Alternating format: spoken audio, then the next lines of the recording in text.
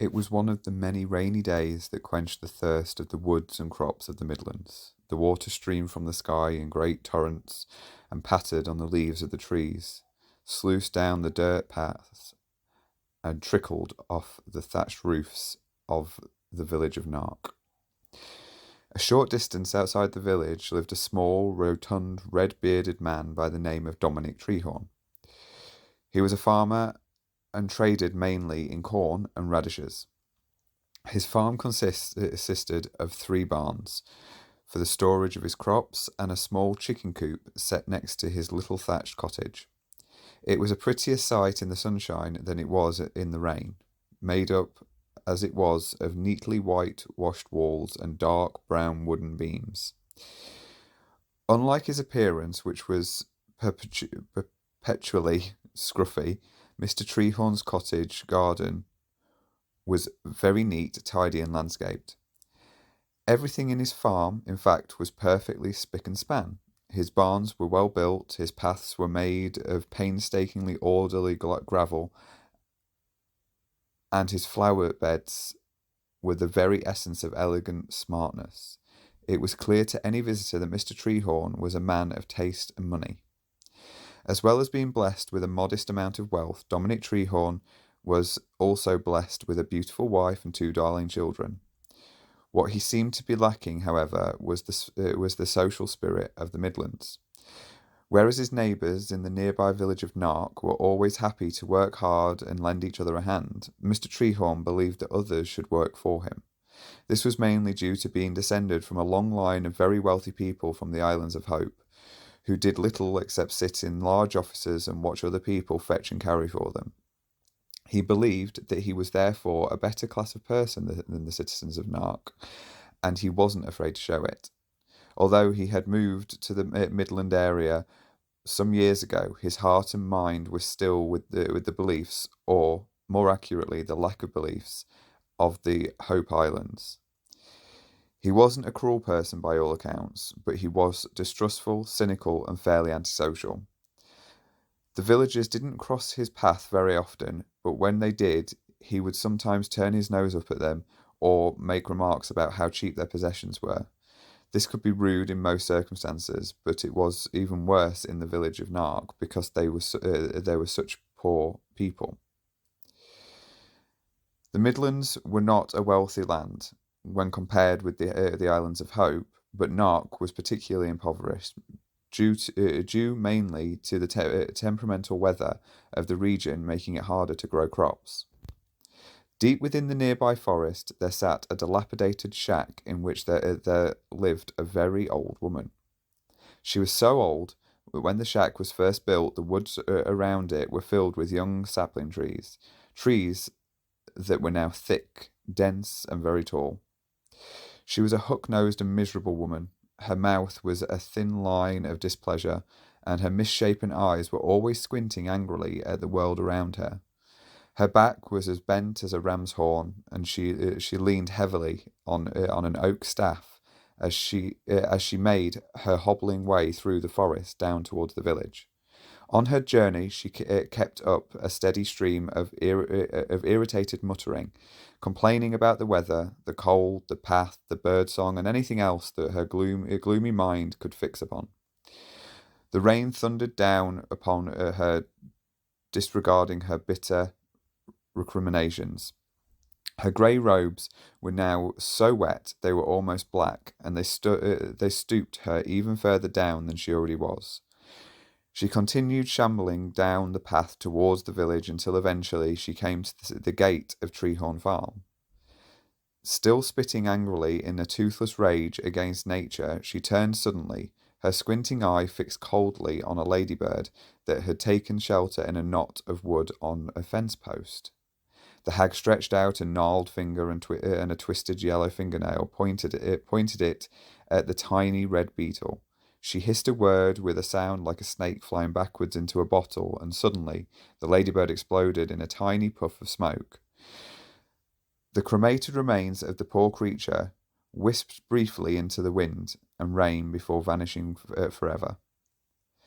For the first time that day, a smile creaked its way onto the craggy, shriveled face of the witch, and her eyes flashed with cruel delight. A short, sharp cackle oozed from her throat. The birds at the sound, the birds in the nearby treetops took wing and escaped deeper into the forest. Her eyes flickered to the left, this time looking out over the top of the fence post and across the neatly maintained garden. The cold, milky blue irises finally focusing on the clean and tidy farm cottage. Her nostrils flared, and she inhaled deeply. Over the smell of rain and soil, she could detect the faint aroma of apple pie.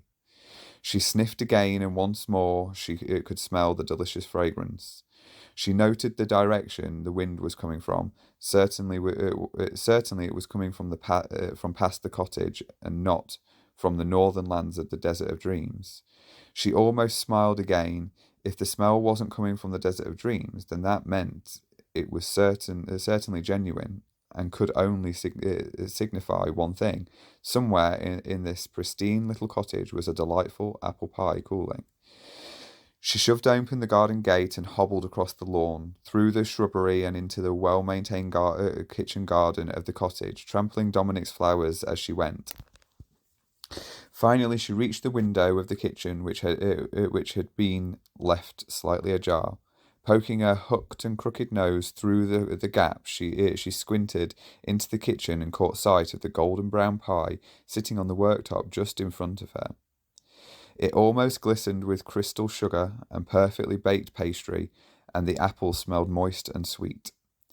Her clawed hands reached up to the window, and sliding it slowly further open, her twisted fingers stretched out, creeping through the window gap until the tips of them were touching the very edge of the pie. Suddenly the pie was taken up by a small child and carried away out of the room.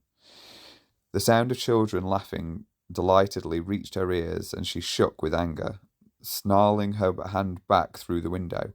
She loathed and despised children. They always seemed to have so much to laugh about. They appeared to be so sweet and innocent with their bright eyes and golden curly hair. She always felt the world would be a better place if all children lived in slavery until they were old enough to be considered adults, and maybe not even then. Her bony hands clutched her staff with rising rage, and she made her way around the outside of the Treehorn's cottage, trampling the plants underfoot with every stomp of her angry boots.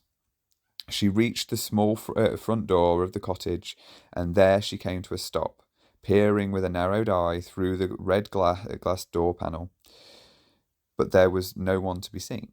She drew up her hand across the front of the door, the backs of her fingernails trailing over the neat wooden surface until they reached the window panel, and tapped on the glass. As she lowered her hand, again she allowed her nails to screech and scrape over the glass and wood. Splinters coiled and sprayed down onto the doorstep, and the sharp, hideous sound cut through the air. In the moments while she waited to see if anyone would answer the door, she took a glance around at her immediate surroundings. Hanging next to the door frame were some neatly planted baskets of fuchsias, their dangling blossoms bobbing with pink, purple, and green flashes of colour.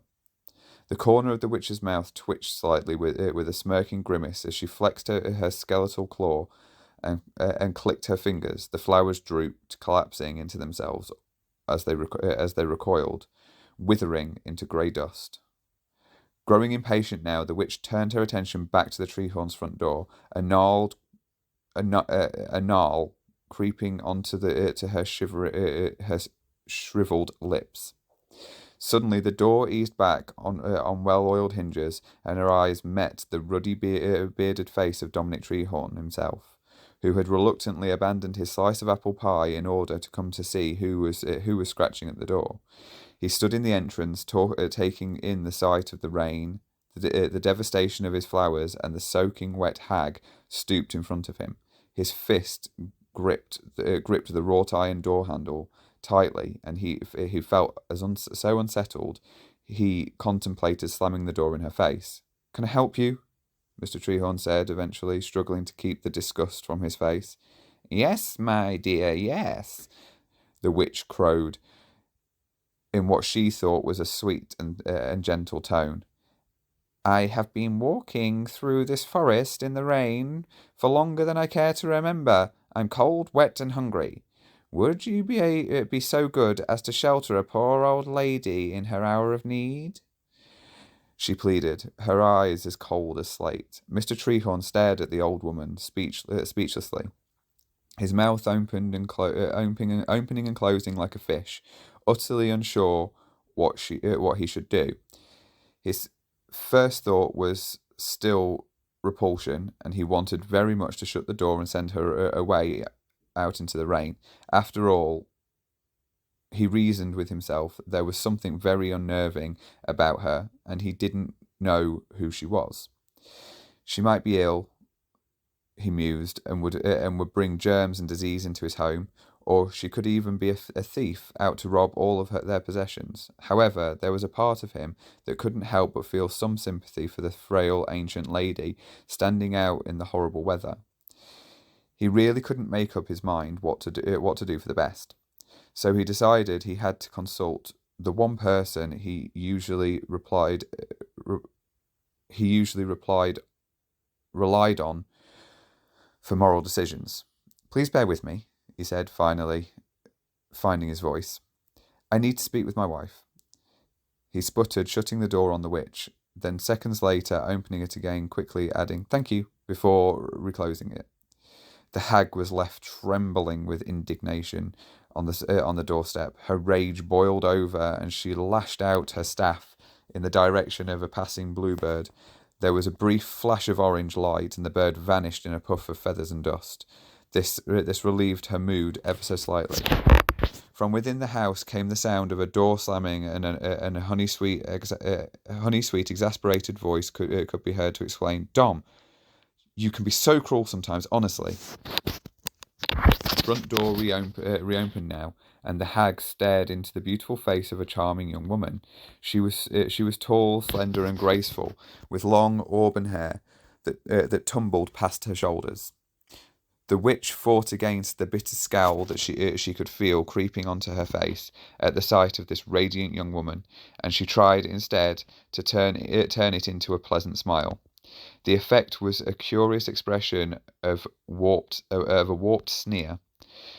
Mrs. Treehorn barely wavered, and her red lips curled into a perfect smile.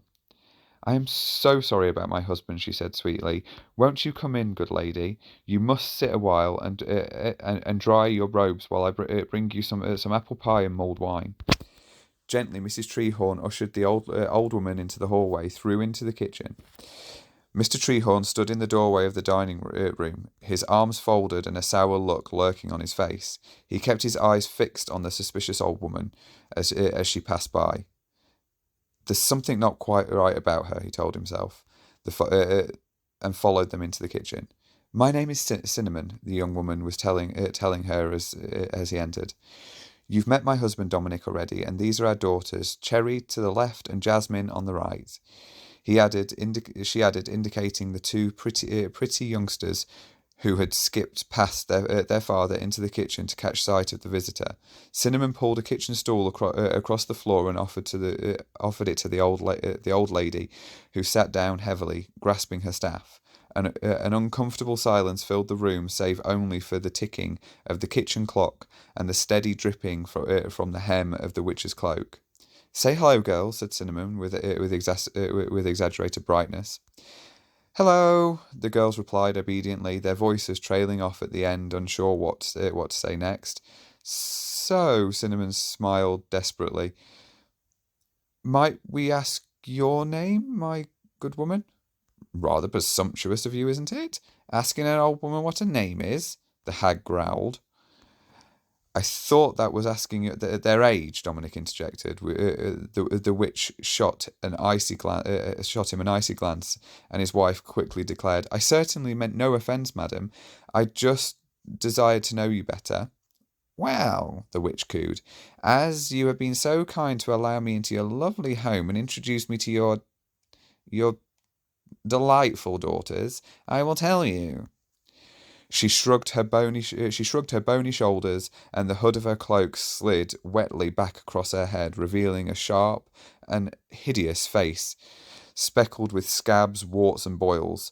Her hair was lank, grey and thinning, and her watery eyes gleamed in the lamplight with a calculating wickedness. Cinnamon, Cherry, and Jasmine all involuntarily took a step back away from the snaggletooth horror that sat in the front of them. Dominic was already halfway into the hall, but even he stiffened and shuddered with revulsion. "My name, my dear, is Mildred. Mildred Bogbean," the witch replied, and beneath her hooked and bulbous nose, thin lips curled into a smile that revealed a broken row of gums, splitting and jagged teeth above a pointed chin. Cinnamon hesitated, feeling the situation rapidly falling beyond her control. "Would you like some apple pie, Mrs. Bogbean?" "How delicious," Mildred croaked. "And a glass of wine, perhaps, my dear?" Certainly, Cinnamon smiled weakly, fetching the last of the apple pie from the dish and a glass of mulled wine from a small cauldron warming over the fire. She served them to the old lady with a napkin and a fork, and was shocked to see Mildred pick up the pie slice in one scrawny hand and drop the plate, napkin, and fork into the recesses of her pocket. Turning her attention back to the slice of pie, Mildred chomped and gulped at it, her gums and lips smacking together with a disgustingly wet noise like a boot being pulled from the mud. She swallowed the pie in 3 mouthfuls and guzzled the wine in 1. She wiped the back of her hand across her mouth, licked her lips, and greedily asked, "Got any more?" Cinnamon glanced over at her husband, her eyes wide with horror and disgust. She could only shrug helplessly and turn back to face the witch Mildred. "I'm so sorry, Mrs. Bogbean," Cinnamon said, fetching more wine from the cauldron. "I can give you some more to drink, but I'm afraid you've eaten the last of the pie." "No pie!" Mildred exclaimed irritably, rising from the stool. "No pie!" She crossed the room towards the young woman. No, I'm afraid not, Mrs. Bogbean," Cinnamon apologised, backing away. "You just ate the last of it." She was now backed up right against the sink, and still the old woman drew closer. "What do you mean, I ate the last piece?" Mildred snarled. "I only had 1 piece. That's hardly enough to feed a poor old lady. Will you not make me another?" Dominic stepped further into the room, wondering whether and when he should intercede on his wife's behalf. The old crone was very threatening, but as yet hadn't actually done anything except to be very rude indeed. Cherry and Jasmine stood open-mouthed in one corner of the room, grasping at each other's hands in fright. I'm so sorry, Mrs. Bogbean," Cinnamon stammered. "I really think you ought to leave now. There's nothing more I can give you, and I think the rain has stopped." The poor woman's voice trembled with fear. "Leave our mummy alone," Jasmine gasped. "Stop it, please," Cherry cried out. Dominic edged closer behind Mildred, ready to leap on her when he felt the moment was right. His heart thundered in his ears. "Selfish, greedy, spiteful little wench," Mildred spat angrily, her misshapen nose inches away from Cinnamon's face. "Do you know what can happen when I'm angry?" Mildred's hand shot out suddenly, causing Cinnamon to squeak with fear and almost stumble into the kitchen sink. The witch's crooked finger stretched out towards a plum-coloured houseplant, and instantly the leaves began to bend and droop. The flowers faded and crumbled into dust. "Now you see what will happen unless you do my bidding," Mildred snarled. "Leave her alone, you vile, ugly monster!" screamed Cherry desperately. Instantly, Mildred's head snapped around, her cold, milky eyes boring into the little girl with a fiery gleam of hatred. Ugly? The hag hissed. Ugly! She shrieked furiously. This was something intolerable to the old woman, something she could never begin to accept or believe. What the Treehorns didn't realise was that centuries ago Mildred had been young and fair of face. But as you probably know, with every deed a witch does, it leaves a mark upon them.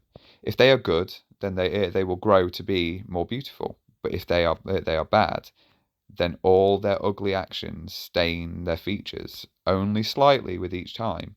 But year upon year, Mildred had compounded her own dreadful face and form until she was the unsightly crone that now stood before the Treehorn family. One could only begin to wonder how many deeds of hideous cruelty she had carried out during her long life.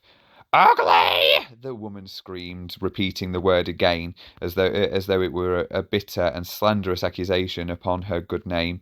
You wretched, evil, vile, disgusting child! The anger rolled off the witch's pallid flesh in waves of almost palpable venom. Milk curdled in its pail, and eggs in the pantry began to pop and burst.